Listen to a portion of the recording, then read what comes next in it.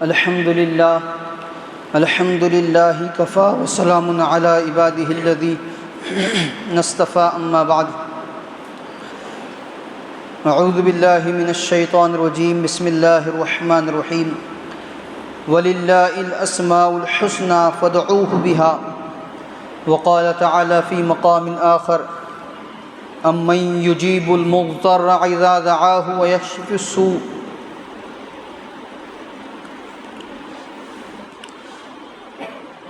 ان خولہ بنت حکیم السلیمیہ ان رسول اللہ صلی اللہ تعالی علیہ وسلم قال من نزل منزلا ثم قال اعوذ بکلمات اللہ التامات من شر ما خلق لم يضره شيء حتى يرتحل او كما قال عليه الصلاة والسلام اللهم صل على سيدنا محمد وعلى آل سيدنا محمد بارك وسلم اللهم صل على سيدنا محمد وعلى آل سيدنا محمد بارك وسلم اللهم صل على سيدنا محمد وعلى آل سيدنا محمد بارك وسلم تو وہ داتا ہے کہ دینے کے لیے در تیری رحمت کے ہیں ہر دم کھلے خدا کی دین کا موسیٰ سے پوچھئے احوال کہ آگ لینے جائے پیمبری مل جائے۔ معزز سامعین کرام، ملت اسلامیہ کے عزیز نوجوانوں، بزرگان ملت، اللہ جل جلالہ و عما نوالہ نے ہم پر اور پوری انسانیت پر احسان فرمایا کہ رسول اللہ صلی اللہ تعالی علیہ وسلم کو ہمارا رسول بنایا۔ آپ صلی اللہ تعالی علیہ وسلم جس شریعت کو لے کر، جن تعلیمات کو لے کر مبعوث ہوئے، وہ تعلیمات، وہ شریعت، وہ مذہب اسلام خود میں ایک مکمل منشور ہے، دستور حیات ہے، زندگی کے شب و روز گزارنے کا مکمل ضابطہ حیات ہے۔ کوئی پہلو زندگی کا ایسا نہیں ہے کہ جس کو شریعت مطہرہ میں واضح نہ کیا گیا ہو، کھولا نہ گیا ہو، یہاں تک کہ یہودی حضرت سلمان فارسی رضی اللہ تعالیٰ عنہ کو تانا دینے لگے اور تانا دیتے ہوئے کہنے لگے کہ بول و براز کا بھی طریقہ تمہارے نبی بتاتے ہیں، تو اسی جملے کو ناز والی کیفیت، فخر والی کیفیت میں سلمان فارسی رضی اللہ تعالیٰ عنہ نے فرمایا ہاں ہاں یہ بھی بتاتے ہیں ہمارے نبی صلی اللہ تعالیٰ علیہ وسلم، کوئی چیز چھوڑی نہیں ہے۔ ایمان والا اپنی زندگی میں پریشان ہو اور اسے دنیا اور دنیا کی چیزوں کی طرف لپکنا پڑے، یہ مسلمان کی شان نہیں ہے۔ مسلمان اپنے ہر معاملے میں اپنے رب کریم کی طرف متوجہ ہوتا ہے، اور رسول اللہ صلی اللہ تعالی علیہ وسلم نے اسے اللہ تبارک و تعالیٰ سے جوڑا ہے، بندے کو جوڑا ہے اللہ سے کہ اس کے ہر معاملے کا حل اس کے پروردگار سے ہی ہونا ہے۔ اسی کو الطاف حسین حالی کہتے ہیں، تو ہی ڈبوئے، تو ہی ترائے، تو ہی بیڑا پار لگائے، بے آسوں کی آس ہے تو ہی، سوتے جاگتے پاس ہے تو ہی۔ ہر معاملے میں مسلمان کا یہ شیوا ہے، یہ ترہ امتیاز ہے کہ وہ اپنے ہر معاملے کو اپنے رب، اپنے پروردگار کی طرف موڑتا ہے اور وہیں سے حل کرتا ہے۔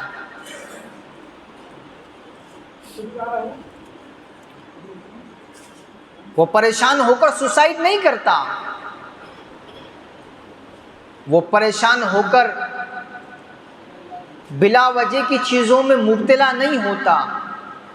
لون کے چکر میں نہیں پڑتا، بینکنگ نظام کے چکر نہیں لگاتا،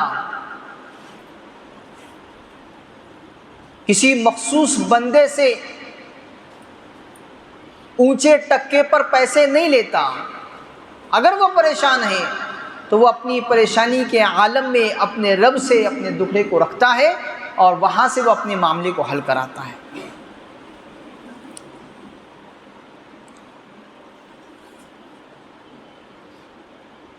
ہر چیز کا حل شریعت میں موجود ہے. یہاں تک کہ آپ کو اور زیادہ خوشی بھی ہوگی، تعجب بھی ہوگا کہ ایک ہی جملہ ہوتا ہے، حدیث مبارکہ جوامع الکلم ہے، فلسفیوں سے کھل سکا، نقطہ وروں سے حل نہ ہوا، فلسفیوں سے کھل نہ سکا، وہ راز کملی والے نے بتلا دیا چند اشاروں میں. چھوٹے سے جملے ہوں گے لیکن کئی راستوں سے فضیلتیں ہوگی، آپ کو حفاظت کے اور دنیا بھر کے فائدے آپ کو ان چند جملوں سے ملیں گے. چنانچہ مسلم شریف کی روایت، سیدنا ابو ہریرہ رضی اللہ تعالیٰ عنہ راوی ہیں، روایت فرماتے ہیں کہ ایک صاحب اللہ کے نبی صلی اللہ تعالیٰ علیہ وسلم کی خدمت میں حاضر ہو رہے ہیں، عرض کر رہے ہیں کہ اللہ کے رسول صلی اللہ تعالیٰ علیہ وسلم، مجھے رات بچھو سے اتنی شدید تکلیف پہنچی کہ رات بھر میں سو نہیں سکا، اس نے مجھے ڈھس لیا، کاٹ لیا. آپ صلی اللہ تعالیٰ علیہ وسلم نے فرمایا اگر تم نے جب رات کی تھی اور یہ کلمات کہہ دیتے تو وہ بچھو کا ڈھسا ہوا، ڈنک مارا ہوا تمہیں نقصان نہ پہنچاتا. وہ جملے کیا ہے؟ اعوذ بکلمات اللہ التامات من شر ما خلق. اب دیکھیے یہ جملے ہیں، اس مختصر جملے پر مسلم شریف کی روایت کے حساب سے کہ بچھو کا زہر بھی اثر نہیں کر رہا ہے. مغرب بعد 3 مرتبہ، فجر بعد، مغرب بعد صرف 3 مرتبہ اس کو پڑھنا ہے. رات بھر کسی بھی زہریلی چیز کے نقصان سے محفوظ ہے. یہ ایک فائدہ. اور یہی جملے سنن ترمذی کے اندر حضرت خولہ بنت حکیم رضی اللہ عنہا راویہ ہیں، روایت فرماتی ہیں کہ اللہ کے نبی صلی اللہ تعالیٰ علیہ وسلم نے ارشاد فرمایا من نزل منزلا، ایک آدمی کہیں گیا، چاہے جہاں گیا، اپنے گھر سے کسی دوسری جگہ گیا، اپنے شہر سے کسی دوسرے شہر گیا، اپنی کنٹری اپنے ملک سے کسی دوسرے ملک میں گیا، وہ کہیں بھی گیا اور وہاں جہاں پر وہ پہنچا اس نے یہ جملے کہے پہنچ کر اعوذ بکلمات اللہ التامات من شر ما خلق. یہ جملے اس نے کہے، فرمایا لم یضرہ شیء حتی یرتحل، جب تک وہ وہاں سے کوچ نہیں کرے گا، وہاں سے روانہ نہیں ہوگا، وہاں سے رخصت نہیں ہوگا، اسے کوئی بھی چیز نقصان نہیں پہنچائے گی. کتنی بڑی بات ہے. ایک ہی جملہ ہے، کتنے فائدے ہیں. ہاں، ایک تابعی ہے حضرت سہیل، وہ فرماتے ہیں کہ ہم اپنے بچوں کو رات میں یہ کلمات پڑھا دیتے تھے 3 مرتبہ. ایک مرتبہ ایک بچے کو سانپ نے ڈھسا اور چلا گیا، اس کا کچھ بھی اثر اس بچے پر نہیں ہوا. یہ جو جملے ہوتے ہیں چھوٹے چھوٹے جملے، جس سے اللہ کے نبی صلی اللہ تعالیٰ علیہ وسلم نے اپنی امت کو اللہ سے جوڑا ہے. قرآن عظیم الشان میں اللہ تبارک و تعالیٰ ارشاد فرما رہے ہیں وَلِلَّهِ الْأَسْمَاءُ الْحُسْنَى فَادْعُوهُ بِهَا، سورہ اعراف آیت نمبر 180، کہ اللہ تبارک و تعالیٰ کے لیے ہی خاص ہے اچھے اچھے نام، جو اللہ کے نام ہیں مخصوص نام، انہی ناموں کے ساتھ اللہ کو پکارا کرو. اب یہ دعا کے اندر اللہ کا اسم اعظم اللہ، اسم جلالی استعمال ہوا ہے، اعوذ بکلمات اللہ التامات من شر ما خلق. اللہ کے کلمات، اس سے مراد قرآن شریف بھی بعض محدثین لیتے ہیں کہ اس سے مراد قرآن شریف کے پورے قرآن شریف کے ذریعے ہر اس مخلوق کے شر سے جو اللہ نے پیدا کی ہے پناہ مانگی جا رہی ہے. یہ ہے مصیبت سے بچنے کا پیکیج۔ جس راستے سے مصیبت آ سکتی ہے اس راستے سے مصیبت کو آنے ہی نہیں دیا جا رہا ہے، بچا کے رکھ رہے ہیں امت کو۔ حضرت عثمان ابن عفان رضی اللہ تعالیٰ عنہ راوی ہیں، روایت فرماتے ہیں کہ اللہ کے نبی صلی اللہ تعالیٰ علیہ وسلم نے ارشاد فرمایا، جو بندہ مغرب کی نماز کے بعد 3 مرتبہ، فجر کی نماز کے بعد 3 مرتبہ ان جملوں کو کہہ لے، بسم اللہ الذی لا یضر مع اسمہ شیء فی الارض ولا فی السماء وہو السمیع العلیم، اسے اچانک کی نہ کوئی زمینی مصیبت پہنچے گی نہ آسمانی مصیبت پہنچے گی۔ اچانک کی کوئی مصیبت اسے پہنچ ہی نہیں سکتی اگر کوئی یہ جملہ کہہ لے۔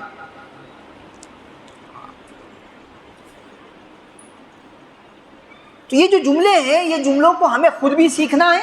اور اپنے بچوں کو بھی سکھانا ہے۔ چھوٹے چھوٹے جملے ہوں گے، ان کی پابندی ہوگی، ان کا اذکار ہوگا، ذکر ہوگا، ان کو پڑھا جائے گا، اس کا اثر اب اپنی زندگی میں دیکھیں گے۔ ترمذی شریف کی روایت ہے، حضرت عمر بن خطاب رضی اللہ تعالیٰ عنہ راوی ہیں، روایت فرماتے ہیں کہ ایک بندے نے کسی مصیبت زدہ کو دیکھا، کسی بھی مصیبت میں وہ گرفتار ہے، چاہے چھوٹی مصیبت میں ہو چاہے بڑی مصیبت میں، کسی بھی مصیبت میں ایک بندے پر نظر پڑی کہ وہ فلاں مصیبت میں گرفتار ہیں، اور اس مصیبت زدہ بندے کو دیکھ کر آپ نے یہ جملے پڑھے، الحمدللہ الذی عافانی مما ابتلاک بہ وفضلنی علی کثیر ممن خلق تفضیلا۔ اللہ تبارک و تعالیٰ اس مصیبت سے زندگی بھر اسے محفوظ رکھتے ہیں، چاہے وہ مصیبت کیسی بھی ہو۔ کینسر کے پیشنٹ کو دیکھ کر آپ دعا پڑھ رہے ہیں، زندگی بھر کینسر نہیں ہوگا۔ کسی ہینڈی کیپ کو دیکھ کر آپ دعا پڑھ رہے ہیں، پیر سے معذور، ہاتھ سے معذور بندے کو دیکھ کر دعا پڑھ رہے ہیں، نابینا بندے کو دیکھ کر آپ دعا پڑھ رہے ہیں، جس مصیبت زدہ بندے کو دیکھ کر آپ نے دعا پڑھی، وہ مصیبت زندگی بھر آپ کو کبھی بھی پہنچے گی نہیں، اس تکلیف سے آپ کبھی بھی گزریں گے نہیں۔ ترمذی شریف حدیث نمبر 3431۔ حضرت جعفر بن علی فرماتے ہیں کہ جب بھی اس دعا کو پڑھے تو اس مصیبت زدہ کو نہ سنائی دے، ایسی دھیمی آواز سے پڑھے تاکہ اس کو کوئی دل آزاری نہ ہو، اس کا دل نہ دکھے کہ میری اس مصیبت سے میں گزر رہا ہوں، اس کو دیکھ کر یہ بندہ دعا پڑھ رہا ہے، اس کی دل آزاری نہ ہو۔ اس سے بچانے کے لیے فرمایا آہستہ پڑھے، لیکن پڑھے گا تو کیا ثواب ملے گا؟ زندگی بھر وہ تکلیف، وہ مصیبت اس کو پہنچے گی نہیں۔ چھوٹے چھوٹے جملے ہوتے ہیں، تاثیر کتنی بڑی۔ مسنون دعا کم وقت زیادہ فائدہ۔ تو ہم اہتمام کریں، ہم پڑھنے کی کوشش کریں، ہم اپنے آپ کو لگائیں ایسی دعاؤں میں۔ صبح شام کے اذکار ہوتے ہیں، چھوٹی چھوٹی دعائیں ہوتی ہیں، بہت مشکل سے آپ کے زندگی کے 5 منٹ 7 منٹ استعمال ہوں گے، لیکن فائدہ آپ پوری زندگی محسوس کریں گے، پوری زندگی آپ کو اس کا فائدہ محسوس ہوگا۔ تو بجائے یہ کہ ہم چیزوں کی طرف بھاگیں، پریشان ہوں، ہر حال میں ہمیں اللہ تبارک و تعالیٰ کی طرف رجوع ہونا ہے، اللہ کے نبی صلی اللہ تعالیٰ علیہ وسلم کی مبارک تعلیمات کی طرف آنا ہے، رجوع کرنا ہے سنتوں کی طرف، مسنون دعاؤں کی طرف، کہ ہم اپنی زندگی کا معمول بنا لیں کہ میں چاہے جو میرے ساتھ ہو، میں کتنا بھی مشغول رہوں، بزی رہوں، میں ان دعاؤں کو ان وقتوں میں پڑھنا نہیں چھوڑوں گا۔ ہم اپنا معمول بنا لیں۔ جب یہ معمول بنے گا، خود کا بھی بنے گا، اپنے گھر کے لوگوں کا بھی بنے گا، تو آپ فائدہ دیکھیں گے، زندگی میں ایک نورانیت دیکھیں گے، دعاؤں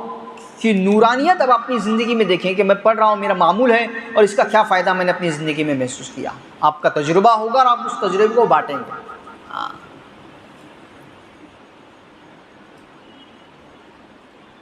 ایک صحابی رسول مسجد نبوی میں ایسے وقت میں بیٹھے ہوئے ہیں کہ وہ نماز کا وقت نہیں ہے، پریشان ہے بہت۔ صحابہ کرام جب پریشان ہوتے تھے تو کہاں جاتے تھے؟ مسجد میں آتے تھے، کسی اپنی پریشانی کو دور کرنے کے لیے کہیں اور نہیں بھاگتے تھے، اللہ کے گھر آتے تھے۔ مسجد میں بیٹھے ہوئے ہیں، اللہ کے نبی صلی اللہ تعالیٰ علیہ وسلم نے ان کو دیکھا، مسجد میں الگ تھلگ بیٹھے ہوئے دیکھا نماز کے اعلیٰ کے وقت میں۔ ان سے پوچھا کیا بات ہے، تو انہوں نے کہا کہ اللہ کے نبی صلی اللہ تعالیٰ علیہ وسلم بہت زیادہ قرض ہو چکا ہے، میں قرض کے بوجھ تلے دبے جا رہا ہوں۔ اللہ کے نبی صلی اللہ تعالیٰ علیہ وسلم نے ایک دعا سکھائی، کسی ساہوکار کے پاس، مالدار بندے کے پاس نہیں بھیجا کہ فلاں کے پاس جاؤ، میرا نام بتاؤ اور رقم لو، اللہ سے جوڑا، دعا سکھائی، اس دعا کو پڑھا کرو، اللہم انی اعوذ بک من الہم والحزن واعوذ بک من العجز والکسل واعوذ بک من الجبن والبخل واعوذ بک من غلبۃ الدین وقہر الرجال۔ انہوں نے پڑھنا شروع کر دیا، چند ہی وقت میں ان کا خود کا ریمارک اور تجربہ ہے کہ میرا سارا قرضہ ادا ہو گیا اور میں پوری طریقے سے ٹینشن فری ہو گیا۔ یہ جو چیزیں ہیں اس کی طرف آنا ہے۔ جب بھی کوئی پریشانی ہو آپ اپنے مسجد کے امام سے، اپنے کسی دوست عالم سے، مفتی سے معلوم کیجئے کہ فلاں پریشانی کے لیے شریعت میں میرے لیے کیا حل ہے، مسنون کون سی دعا ہے جس کا میں اہتمام کروں، جس کی میں پابندی کروں، کہ جس کے پڑھنے سے میری یہ پریشانی دور ہو۔ آج ہم نے چیزوں کے پیچھے بھاگنا شروع کر دیا ہے، شریعت اور تعلیمات نبوی صلی اللہ تعالیٰ علیہ وسلم پر ہمارا دھیان نہیں ہے، حالانکہ ہر چیز کا حل ہے یہاں پر، اور ہم بھاگ رہے ہیں، نہ جانے کہاں کہاں بھاگ رہے ہیں۔ ہمیں چاہیے کہ ہم شریعت کی طرف آئیں، تعلیمات نبوی صلی اللہ تعالیٰ علیہ وسلم کی طرف آئیں، مسنون دعاؤں کی طرف آئیں، اہتمام کریں ان کو پڑھنے کا، اور اپنا معمول بنا لیں زندگی کا، کہ میں اپنی زندگی کا معمول بنا لوں گا کہ یہ جو مخصوص دعائیں ہیں میں ہر دم روزانہ اپنا معمول بناؤں کہ ان کو میں پڑھا کروں گا۔ آپ دیکھیں گے اس کا فائدہ، دیکھیں گے اس کی تاثیر، دیکھیں گے صحابہ اکرام نے دیکھا ہے، ان کا تبصرہ ہے، ان کے جملے ہیں کتابوں میں لکھے ہوئے کہ ہم نے یہ پڑھا تو ہم کو یہ اس کا بینیفٹ ملا، یہ ہم کو اس کا فائدہ ملا، یہ ہم نے اس میں یہ گن دیکھا۔ یہ ساری چیزیں لکھی ہوئی ہے کتابوں میں، ہم کو آنا چاہیے شریعت کی طرف، تعلیمات شریعت کی طرف آنا چاہیے۔ اللہ تبارک و تعالیٰ مجھے بھی، آپ کو بھی، ساری امت اسلامیوں کو ساری زندگی تعلیمات نبوی صلی اللہ تعالیٰ علیہ وسلم کے سائے میں گزارنے کی توفیق عطا فرمائے، مسنون دعاؤں کے اہتمام کی توفیق عطا فرمائے۔ وآخر دعوانا ان الحمد للہ رب العالمین والصلاة والسلام علی سید الانبیاء والمرسلین صلی اللہ تعالیٰ علیہ وسلم۔